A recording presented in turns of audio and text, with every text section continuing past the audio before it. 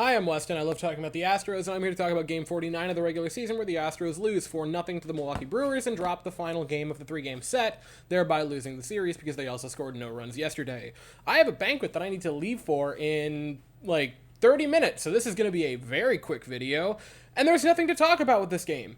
No one had multi-hits, no one reached base multiple times. It was another really bad offensive performance, I will say.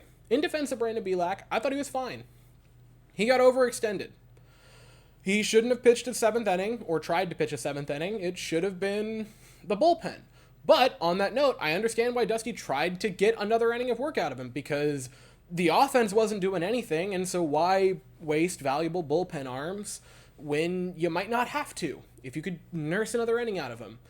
Obviously, seventh inning gave up a couple of home runs, which wasn't great, but he tried.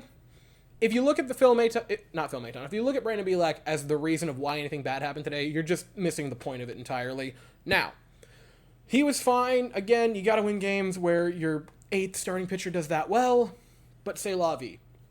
Brian Abreu came in just to make sure he was still hot, and shocker, shocker, Brian Abreu is still a very good pitcher, to the surprise of exactly 0 people. The offense wasn't good. Now, on that note, however, I do want to briefly say, don't let 2 games against a good opponent — the Milwaukee Brewers are pretty good again — in their house, when they desperately need to get back on the win column, sour you on the Astros offense.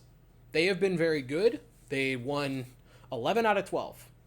So clearly, they have started to get the gears back turning again. And even in these 2 games, they kept it pretty competitive. They didn't fully lose the game until the last few innings. I mean, the 6 runs yesterday is massively deceiving, and the 4 runs today is even deceiving. And I also want to briefly say, Altuve left the game yesterday due to an illness.